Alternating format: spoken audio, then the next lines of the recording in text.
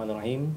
Assalamualaikum warahmatullahi wabarakatuh. Waalaikumsalam warahmatullahi wabarakatuh. Innal hamdalillah nahmaduhu wa nasta'inuhu wa nastaghfiruh wa na'udzu billahi min syururi anfusina wa min sayyiati a'malina may yahdihillahu fala mudhillalah wa may yudlil fala hadiyalah. Asyhadu an la ilaha illallah wahdahu la syarikalah wa asyhadu anna Muhammadan abduhu wa rasuluhu la nabiyya ba'dah. Alhamdulillah, Allahumma sholli ala Muhammad wa ala ali Muhammad.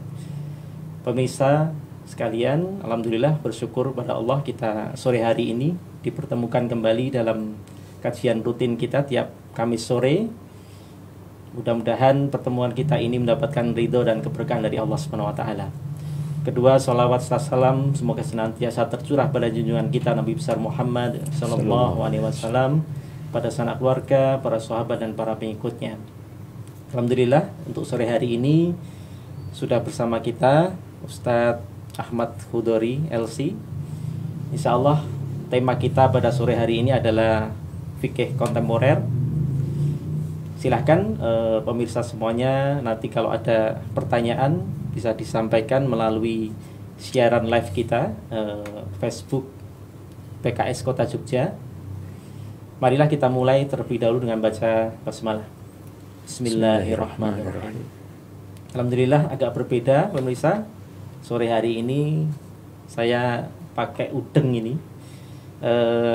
Alhamdulillah ada endorse dari saudara kita Peci Batik Jawa Karian. Silahkan nanti sambil kita mengkaji ilmu, ada saudara-saudara yang lain untuk ingin menawarkan bersama-sama untuk membangkitkan perekonomian kita. Silahkan untuk berikutnya mungkin bisa juga nanti bersama-sama melalui media ini kita memperoleh ilmu dan juga tentunya keberkahan dalam jual beli dan sebagainya. Mungkin salah satu yang kemarin ada pertanyaan dari beberapa permintaan yaitu tentang salah satunya fikih jual beli, Ustaz, ya. Jadi mungkin nanti kita akan bahas bersama dan mudah-mudahan akan memberikan manfaat pada kita semuanya. Baik, selanjutnya marilah kita mulai pada Ustadz Ahmad Khudori, kami persilahkan. Assalamualaikum warahmatullahi wabarakatuh. Waalaikumsalam. Bismillah walhamdulillah wassalatu wassalamu ala rasulillah wa ala alihi wa ashabihi wa mawalah. Asyhadu an la ilaha illallah wahdahu la syarikalah wa asyhadu anna Muhammadan abduhu wa rasuluh. Allahumma salli ala Muhammad wa ala alihi wa sahbihi ajma'in. Rabbi zidni ilma warzuqni fahma, amma ba'du. Para pemirsa Hari TV dimanapun berada yang mengikuti siaran pada sore hari ini, alhamdulillah kita bersyukur kepada Allah Subhanahu wa taala. Di dalam kondisi apapun kita masih bersemangat di dalam rangka untuk meraih kebaikan-kebaikan. Salah satunya adalah dengan mengikuti program kajian setiap Kamis sore seperti hari ini. Mudah-mudahan Allah memberikan kepada kita ilmu yang bermanfaat sebagaimana doa yang selalu kita baca, Rabbi zidni ilma warzuqni fahma. Ya Allah, tambahkanlah kepadaku ilmu dan tambahkan, karuniakan kepadaku pemahaman. Berbicara tentang tema yang disampaikan yaitu tentang fikih kontemporer, artinya bagaimana kita melihat segala permasalahan kekinian ya dari sudut pandang fikih, dari sudut pandang syariah Islam.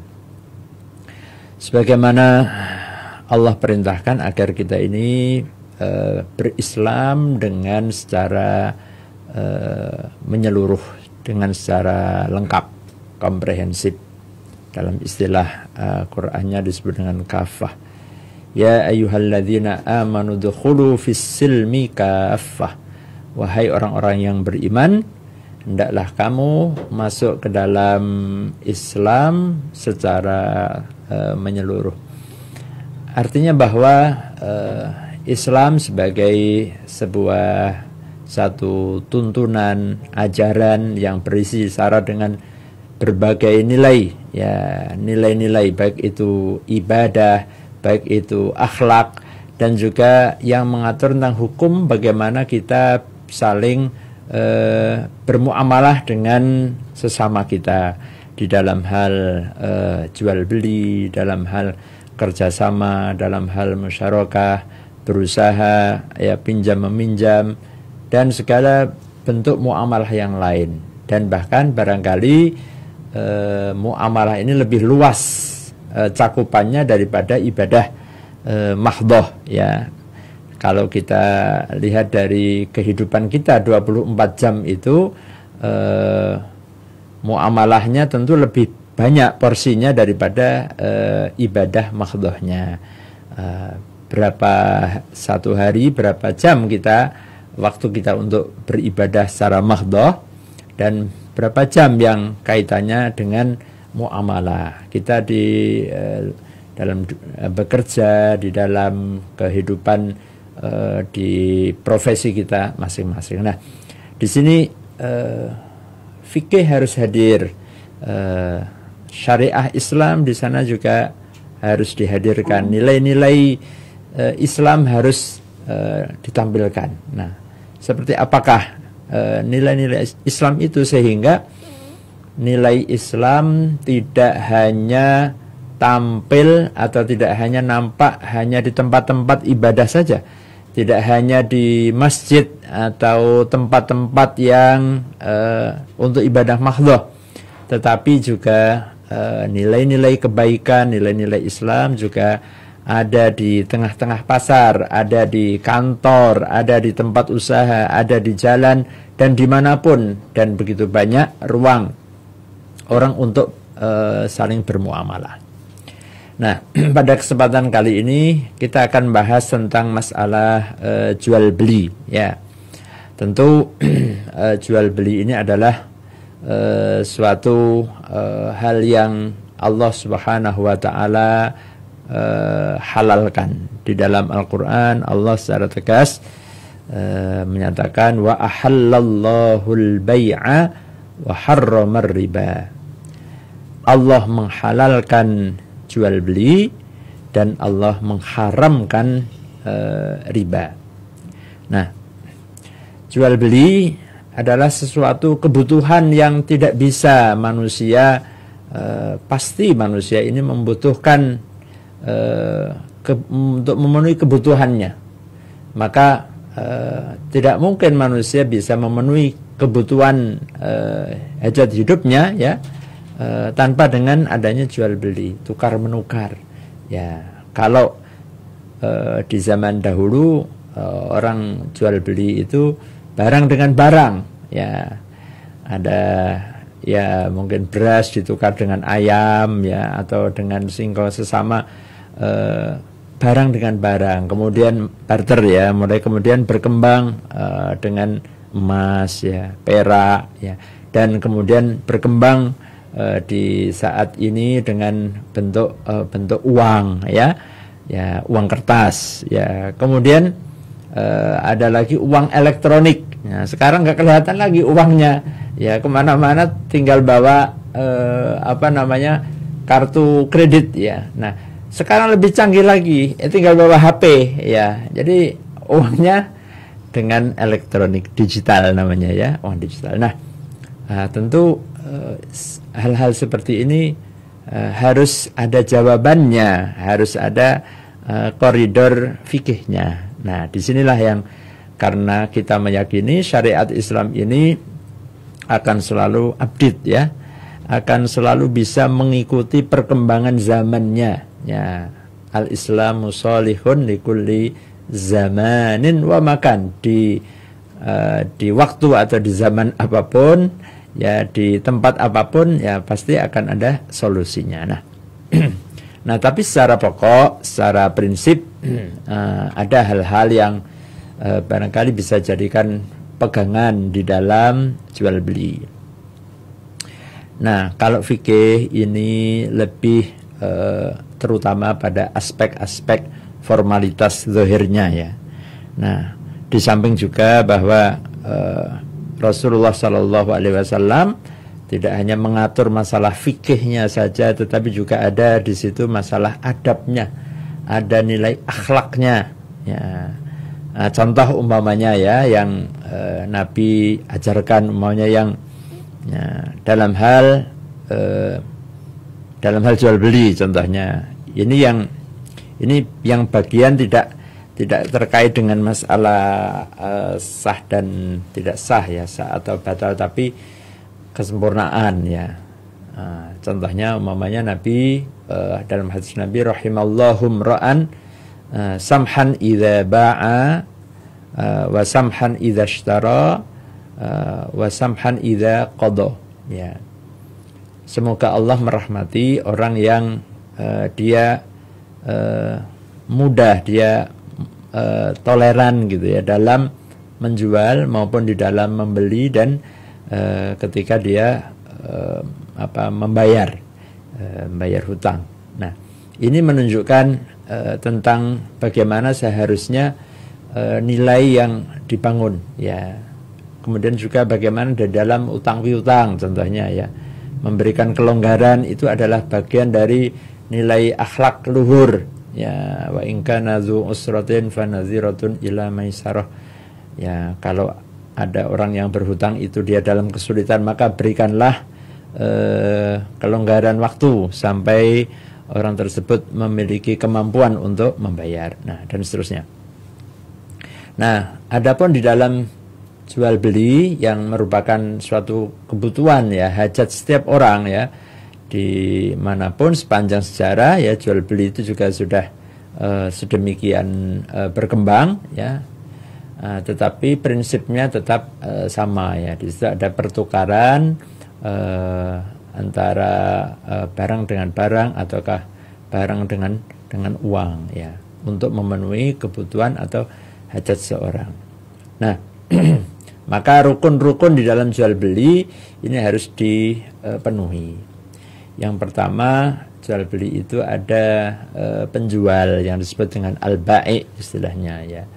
Kemudian jadi penjualnya ini harus juga ada syarat-syaratnya. Penjualnya ini dia penjualnya harus seorang yang cakap ya, orang yang sudah ya, walaupun dia belum balik tapi dia sudah mumayyiz, dia sudah cakap ya, tahu ini uang, ini daun, dia udah bisa bedain ya, ini nolnya berapa, dia sudah cukup. Terus kemudian dia orang ini sehat secara akalnya atau tidak ya, dia orang gila, kesehatan kejiwaannya bagaimana. Nah, itu semuanya harus terpenuhi di dalam rukunnya penjual ya. Kemudian juga dia ini orang yang memang punya hak untuk menjual atau membeli atau tidak. Karena ada juga orang yang dia itu tidak punya hak untuk menjual atau melakukan jual atau beli ya. Umpamanya orang yang dia sedang dalam tidak boleh melakukan transaksi ya. Kenapa? Karena hutangnya terlalu banyak ya. Nah, dia tidak cakap atau tidak punya hak untuk itu. Kemudian pembeli ya, jelas pembeli ini juga demikian, ada ketentuan-ketentuannya ya. Meskipun tidak ada ketentuan yang menjual maupun pembeli ini harus muslim, tidak, karena di dalam muamalah kita dibolehkan untuk bermuamalah dengan siapa saja ya, dengan tidak melihat latar belakang agamanya. Sebagaimana Rasulullah SAW, beliau juga melakukan transaksi jual beli, gadai, utang piutang dengan orang non muslim atau orang Yahudi pada waktu di Madinah ya, sehingga prinsip di dalam muamalah ini artinya boleh dengan orang non muslim di luar Islam. Kemudian yang ketiga adalah barang atau komoditi yang menjadi objek jual beli itu ya, atau disebut dengan al-mabi. Nah, ini juga ada ketentuan-ketentuannya ya, bahwa barang itu adalah benar-benar ada, tidak boleh fiktif ya. Kemudian barang itu adalah barang yang bermanfaat Nah, maka di dalam Islam jual beli barang yang tidak bermanfaat itu nggak sah, ya kan gitu ya. Umpamanya jual beli yang ya barang yang memang nggak ada manfaatnya, ya, yang nggak ada gunanya, kepentingannya nggak ada sama sekali manfaatnya, atau bahkan justru bisa membawa ya bahaya, madarat, ya baik itu madarat untuk diri seseorang, madarat secara fisik maupun madarat agama. Umpamanya jual apa wesi kuning ya, bukan wesi kuning emas gitu ya, tapi ya jual beli jimat umpamanya gitu ya. Nah ini kan tidak ada manfaatnya secara syariat. Nah begitu. Kalau jual beli senjata bagaimana? Ya tergantung siapa pembelinya kan gitu. Kalau jual beli senjata untuk aparat keamanan, untuk tentara, untuk membela negara, ya tidak ada masalah, boleh. Tapi kalau menjual belinya untuk perampok, untuk kejahatan, ya tentu itu adalah suatu hal yang terlarang. Kemudian yang keempat adalah adanya ijab kabul. Nah, adanya ijab kabul artinya di situ ada akad, ada serah terima antara penjual dan pembeli. Nah, rukun ini harus terpenuhi di dalam jual beli, ya. Di dalam jual beli, bahwa ketika ada pembelinya, ada penjualnya, ada barangnya, dan kemudian ada ijab dan kulaannya hanya 1.000, kemudian dia menjualnya 10.000, nah, boleh nggak? Ya, dia menentukan harga berapa persen itu ya? Ya banyak sekali ya. Ya berarti ini sangat ngewu gitu ya. Boleh, ya boleh. Dan ketika yang penting adalah pembeli dia suka, dia ridho, ya maka Nabi bersabda innamal bai'u antaradin. Nah, jadi dasarnya adalah asalkan ketika ijab kabul itu terjadi, akad itu, jual beli itu terlaksana, dasarnya adalah karena atas suka sama suka, ridho sama ridho. Ya, maka tidak ada ketentuan harga kan ya. Nah, maka harga, loh tapi harganya kok jauh di atas harga pasar. Nah kalau ini relatif, ini nggak bisa dijadikan patokan. Nah, tetapi ya selama itu tidak menimbulkan atau tidak merugikan kepentingan umum, tidak merugikan pihak-pihak yang ada di dalam proses jual beli itu, bahkan saling memberikan manfaat, nah maka masalah harga tidak ada patokannya, ya kecuali memang ketika menentukan harga itu menimbulkan adanya kerugian. Contoh umpamanya dia menaikkan harga berlipat-lipat yang kemudian menjadikan masyarakat atau pembeli tidak mampu untuk menjangkau membelinya. Nah itu salah satu kaidahnya ketika dalam jual beli. Baik, nah saya kira itu sebagai pengantar ya di dalam kita berjual beli. Selama prinsipnya tidak ada prinsip tadi, tidak ada riba, ya, tidak ada zulm, tidak ada menzalimi pihak yang lain, tidak ada judi, tidak ada untung-untungan, ya, tidak ada gharar, ya, yaitu suatu hal yang tidak jelas dalamnya, ya, dan tidak ada unsur hal-hal yang haram, ya, maka suatu akad itu hukumnya boleh, hukumnya itu halal, sebagaimana Allah telah menegaskan wa ahallallahul bai'a, dan Allah menghalalkan jual beli. Wallahu a'lam bishawab. Ya. Alhamdulillah, demikian tadi pemirsa sebagai awalan dialog kita pada sore hari ini. Kami persilakan kalau ada pertanyaan. Ini sudah ada yang masuk. Bagaimana Ustadz kalau seandainya dalam menjual itu seorang penjual biasanya kan istilah Jawa ini nambah-nambahi lah. Kalau motor tuh iki kepancal piteke murup itu. Oh ya. Atau istilahnya Melebihkan ya. melebihkan barang dagangannya itu Ya. untuk mengantisipasi dan juga mungkin dalam artian batasan-batasan atau mungkin yang aman seperti apa, Ustaz? Ya. Kalau melebih-lebihkan yang apa ya, ada semacam kayak untuk menipu gitu ya, padahal faktanya tidak seperti itu. Nah, tentu itu tidak boleh. Ya, itu terlalu berlebihan ya. Contohnya motorku iki kepancal pitik wae melayu dhewe, umpamanya kayak begitu ya. Itu mungkin terlalu berlebih-lebihan ketika dia boleh menyampaikan secara fakta real apa kelebihan kebaikan dari barang dagangannya. Contohnya dia menjual HP ya, dia menyampaikan ini apa spesifikasinya ya.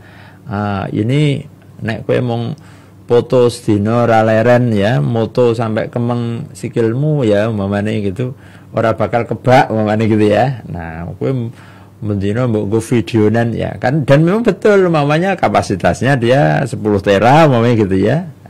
Nah, itu sesuai. Jadi tidak boleh kemudian ada unsur kadzib, ada unsur dusta ya. Nah, selama tidak ada unsur dusta silahkan boleh, dan memang faktanya demikian ya.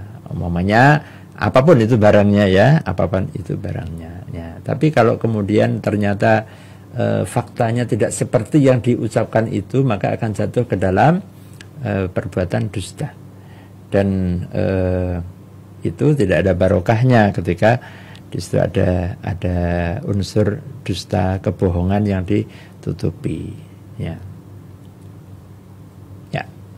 Jadi yang jelas untuk penjual pembeli sama-sama ridho tadi ya, yang dalam artian sama-sama puas dengan transaksi itu ya.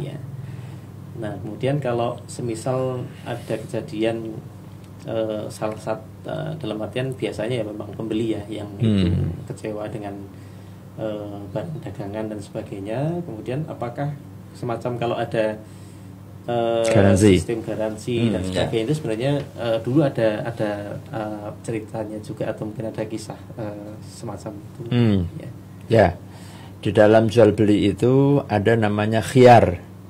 Khiyar itu adalah baik pembeli maupun penjual itu mereka punya hak untuk meneruskan melanjutkan transaksi akad jual belinya itu, ataukah dia membatalkan, artinya tidak melanjutkan ya, selama keduanya di dalam satu majelis, artinya masih dalam tempat atau dalam transaksi itu.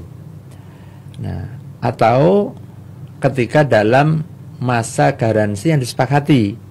Nah, umpamanya di dalam kesepakatan itu ada waktu ini 3 hari, kalau panjenengan pembeli ya tidak puas, maka pembeli bisa mengembalikan barangnya, ataukah meminta uangnya kembali ya, ataukah meminta ditukar dengan barang yang lain ya, yang sama ataukah barang yang lain dari toko ini umpamanya. Nah, itu tergantung kesepakatan. Nah, maka ketika orang itu sudah menyatakan saya setuju ya, biasanya apalagi kalau model sekarang itu, apalagi dengan online ya, begitu kita sudah klik OK, berarti kita setelah menyetujui segala persyaratan yang telah ditetapkan ya oleh penjual. Makanya di situ ada klausulnya sekian banyak dan biasanya nggak dibaca ya. Ya, pokoknya ngerti-ngerti langsung delok ngisore ya oke atau tidak oke kan gitu ya. Nah, begitu kita klik oke, berarti kita terikat dengan persyaratan yang telah dilakukan. Nah, makanya hati-hati ya, jangan klik saja gitu ya. Nah, Karena begitu kita sudah klik oke, sama hanya kita sudah tanda tangan, kita menyetujui itu. Dan ini adalah bahasa yang diikuti oleh masyarakat di zaman sekarang ini. Kalau zaman dulu memang nggak ada klik ya. Ya zaman biyen kan nggak ada ya secara verbal gitu ya, diucapkan ya. Ya. Nah maka boleh jadi nanti akan berkembang ya. Ya ini terutama dalam jual beli ya. Sama dalam muamalah itu prinsipnya adalah kesepakatan ya. Nah terutama dalam jual beli ini luar biasa ya, diberikan banyak kelonggaran-kelonggaran, kemudahan-kemudahan di dalam bertransaksi, baik termasuk juga di dalam sighot atau di dalam ijab dan qabul itu. Nah apakah kalau umpamanya harusnya kalau umpamanya ijab qabul itu ya kayak orang akad nikah itu ya, saya jual barang saya kepada Anda ini dengan harga sekian kontan, saya beli barang dengan harga sekian, saya bayar kontan, sah. Nah, bayangkan kalau arep tuku tempe, tuku tahu, tuku gorengan nganggo ngono kesuwen, sing antri kesuwen gitu ya. Ya, nah tetapi sekarang begitu kita orang dengan saling memahami bahwa ini adalah ijab dan qabul, maka dengan sendirinya itu sudah sah begitu. Dan bahkan apalagi dengan teknologi yang sekarang ya, dengan online dan sebagainya, orangnya aja nggak ketemu ya, orangnya nggak taunya ya akunnya ya kalau dia namanya di marketplace ya, hanya tahu nomor teleponnya dan sebagainya, tapi faktanya ada pembeli, ada penjual ya begitu. Nah ini luar biasa perkembangannya. Dan mungkin ada mekanisme keamanan juga ya, kayak di marketplace itu ya. Begitu barang sampai mungkin baru ditransfer ke penjualnya dan sebagainya, ada garansinya ya. Ini Ustaz, tentang ini ada yang tanya, jual beli garam harus satu majelis. Maksudnya karena barang ini ya konsumtif dan juga mungkin dalam jumlah banyak. Itu kalau misalnya dibeli koperasi, kemudian kalau dibayar dengan tempo dan sebagainya itu jadi tidak tidak masalah juga ya. Ya ada barang-barang Rasulullah menyebutkan la tabi'u dzahab bidzahab wal fidza bil fidza, ada 6 komoditi ya yang itu disyaratkan kalau terjadi jual beli yang sama jenis barangnya, komoditinya, maka harus sama ukurannya. Jadi 1 kilo juga 1 kilo, makanya beras ditukar dengan beras, beras dibeli dengan beras ya, maka tidak boleh ada lebih, dan juga harus di dalam satu majelis kan gitu ya. Harus dengan, kalau tidak maka jatuhnya kepada riba nasi'ah ya. Nah di situ ada emas, kemudian perak, walaupun ulama berbeda pendapat ya, ada perbedaan pendapat di situ, khilafiyah di situ ya. Kemudian ini ada lagi tentang apa ya ini, Bitcoin. Bitcoin ya. Itu bagaimana? Ya, ini sebenarnya kita ingin membahas satu persatu ya dari permasalahan fikih kontemporer ya, Bitcoin, kemudian uang digital ya, yang yang memang di situ perlu adanya ketentuan-ketentuan yang harus difahami ya. Kalau yang utama atau yang sampai saat ini ya, Bitcoin ini majelis ulama ya.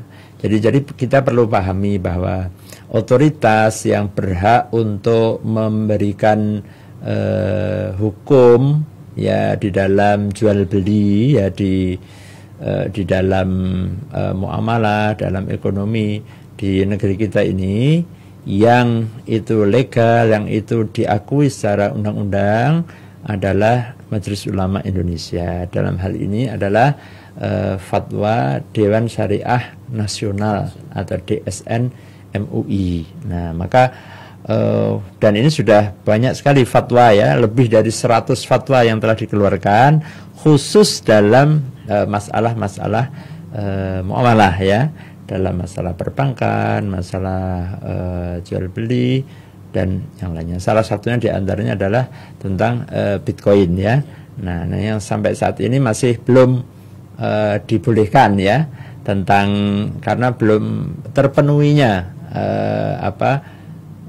ketentuan-ketentuan syariah di dalam praktek Bitcoin yang umum ya, yang konven, yang selama ini dikenal di dalam dunia bisnis, dunia finansial ya. Nah, insya Allah nanti di lain waktu kita bahas secara khusus ya tentang tema-tema ini. Untuk awal ini kita bahas secara globalnya terlebih dahulu tentang koridor-koridor di dalam jual beli dalam bisnis. Yang perlu dipersiapkan Ustaz kalau untuk teman-teman yang mau ya kan termasuk dari sunnah juga, para sahabat juga banyak sekali yang menjadi pedagang ya. Yeah. Nah itu maka yang perlu disiapkan termasuk teman-teman kalau mau dalam artian berdagang dan sebagainya, mungkin bisa sebagai tips teman-teman yang secara garis besar umum mungkin yang perlu disiapkan apa saja supaya menghadapi kadang gonjang-ganjing atau kadang pernah juga rugi dan sebagainya. Nah itu mungkin perlu ada bekal Ustaz ya. Islam ini adalah agama yang sangat menganjurkan kepada umatnya untuk bersemangat di dalam berekonomi ya, di dalam bisnis ya, di dalam tijarah ya. Nah, dan karena ini adalah satu hal yang Allah bolehkan ya, dan bahkan secara langsung diperintahkan. Kalau kita baca dalam ayat-ayat Al-Quran akan kita temukan banyak ayat yang memerintahkan kita untuk mencari sebanyak-banyaknya rezeki Allah itu. Sebenarnya seperti dalam surat Al-Jumu'ah, di akhir surat Jum'ah itu ya, fa idza qudiyatis salatu fantashiru fil ardi wabtaghu min fadlillah ya wadhkurullaha katsiran la'allakum tuflihun. Ketika sudah selesai melaksanakan sholat Jumat, maka segeralah bubarlah ya, wabtaghu min fadlillah ya, dan carilah karunia Allah, carilah rezeki gitu ya. Artinya perintah untuk mencari rezeki, untuk berbisnis, melakukan jual beli, tijarah begitu ya. Nah, salah satunya ini adalah juga perintah. Dan Allah Subhanahu wa taala juga telah menjadikan ya di bumi ini begitu banyak rezeki ya yang diberikan oleh Allah Subhanahu wa taala. Silakan manusia untuk mengambil ya. Wa kulu mimma fil ardi halalan thayyiba. Tapi ingat, dapatkanlah, raihlah dengan cara-cara yang halal ya, dengan cara-cara yang baik, dengan cara-cara yang beretika ya, dengan berakhlak. Nah, jadi harus ingat juga bahwa manusia itu dia kalau menuruti nafsunya maka sudah punya emas 1 gunung, masih pengen 1 gunung lagi. Dia punya 2 gunung, ingin yang ketiga lagi. Demikitu. Nah, makanya kita diingatkan juga, di samping diperintahkan untuk mencari rezeki, tapi juga diingatkan juga ya, alhaakumut takatsur hatta zurtumul maqabir. Nah, jadi harus seimbang bahwa kita bersemangat untuk itu, tapi ingat ya, apa tujuannya untuk itu? Tujuannya itu untuk apa? Ketika sudah mendapatkannya itu, apa yang ingin, cita-cita apa yang dia inginkan ya, semuanya itu dalam rangka untuk mendapatkan yang lebih baik daripada itu. Qul ma indallahi khairun minal lahwi wa minat tijarah ya, katakanlah bahwa pahala dari Allah ya, yang dijanjikan oleh Allah, balasan dari Allah, keuntungan yang akan dijanjikan oleh Allah itu lebih baik daripada lahwun ya, permainan dan juga bisnis jual beli itu ya. Artinya bahwa ketika orang jual beli, orang berbisnis, jangan lupa dengan Allah, jangan lupa dengan kewajiban-kewajiban kita, jangan lupa dengan hak-hak Allah yang ada di dalam harta itu. Kewajiban berzakat, terus kemudian anjuran untuk bersedekah, berbagi kepada orang lain, menolong orang. Nah, sebagaimana juga orang bisnis ya juga ada peluangnya untung dan rugi juga. Nah, dan ketika kita rugi, ya jangan seakan-akan bahwa kiamat besok ya sudah nggak bisa lagi, tidak. Ya itu satu hal yang biasa. Ya, yang namanya rugi di dalam berbisnis adalah merupakan hal yang wajib ya ibaratnya kalau para pebisnis itu ya sama kayak orang naik sepeda itu ya pasti pernah jatuh gitu ya. Ya ketika dia latihan naik itu. Nah demikianlah, jadi jangan kemudian takut ya karena takut rugi terus kemudian nggak berani untuk berbisnis. Nah, Nabi mengatakan tangan di atas lebih baik, lebih mulia daripada tangan di bawah. Al-yadul ulya khairun minal yadis sufla.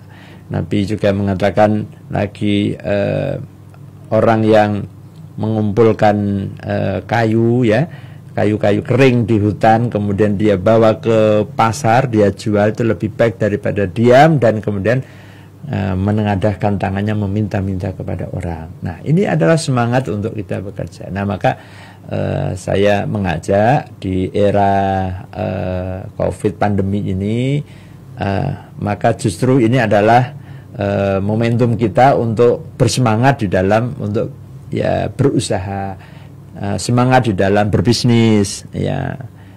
Ketahuilah bahwa di dalam inna ma'al usri yusra, boleh jadi bahwa inilah saat kita untuk membangun bisnis kita, dimulai dari saat ini ya, apa yang bisa kita lakukan. Dan sesungguhnya rezeki Allah tidak pernah habis ya, walillahi khazainus samawati wal ard, dan simpanan Allah, perbendaharaan Allah itu adalah ya di langit dan di bumi. Jadi nggak usah khawatir kok kayak wis entek. Ya cadangannya Allah, rezekinya Allah habis, tidak akan pernah habis ya. Wallahu ghaniyun hamid. Allah Maha Kaya ya, Allah Maha Wasi'un Alim, Allah Maha Luas. Allah alam. Jadi benar itu ya. Kalau pernah dengar itu yang 1% itu dibagikan untuk seluruh umat di dunia ini, dan yang 99 itu masih nanti di akhirat itu. Ya, ya, ya masih jauh, belum ada apa-apanya ya yang dibagikan. Nah ini kadang yang mungkin memang menjadi tantangan. Kadang kan seperti kita tahu bahwasanya tujuan hidup ini kan hanya untuk apa, beribadah kepada Allah ya. Wa khalaqtul jinna wal insa ini ya. Nah kadang mencari nafkah ini bagian untuk memenuhi kebutuhan, tetapi tadi kadang-kadang justru malah dengan sibuknya bisnis jadi lupa sholatnya ya, jadi lupa yang lain-lain, puasanya ya. Itu padahal tujuannya untuk ibadah semuanya ya, itu, ya. Jadi hal-hal semacam itu ya yang bisa secara dalam artian bekal untuk teman-teman, dalam artian secara niat ya, itu seperti apa Ustaz kalau ya, semua berangkat dari tadi ya, dari hal-hal yang prinsip ya di dalam kita hidup itu. Jadi kalau kita sudah benar melangkahnya dari starting yang benar, maka insya Allah ke depannya itu tidak akan banyak kendala ya.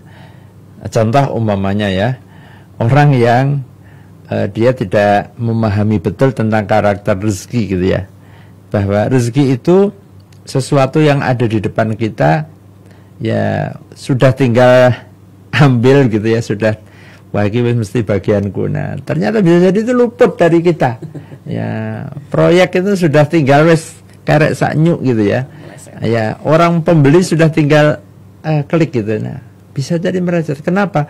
Ya, kalau memang belum rezeki kita, berarti itu ya tidak akan bisa kita raih. Kalau memang sudah rezeki kita, ditinggal turu diparani karo uang, ya, ditangek nih. Mas wedhuse njaluk piro Mas ya kan gitu. Ya. Jadi kadang-kadang itu hal-hal yang tapi perintah Allah adalah supaya kita ini untuk berbuat yang terbaik kan begitu. Untuk berupaya yang terbaik ya. Ya contohnya mau jual kambing ataukah yang lain ya bisa macam-macam gitu ya. Nah, tapi itu harus dipegang bahwa rezeki itu benar-benar milik Allah. Gitu. Itu yang harus dipegang dulu. Supaya apa? Kita nggak gelo. Kalau kita merasa sudah berupaya sudah ya semua syarat-syarat dipenuhi semuanya, ternyata tidak seperti yang diharapkan. Ya. Likaila ta'sau ala ma fatakum, supaya kalian tidak berputus asa ketika tidak mendapatkan yang ingin diraih. Gitu ya. Wala tafrahu bima atakum. Dengan juga jangan terlalu gembira kalau diberikan oleh Allah banyak kelebihan. Kemudian lupa dengan yang memberi ya. Nah, itu ayatnya begitu. Jadi nek ora dikai aja gelo gitu ya. Nek diparingi aja lali, jangan kemudian lupa diri. Ya. Allah alam. Iya, jadi apa?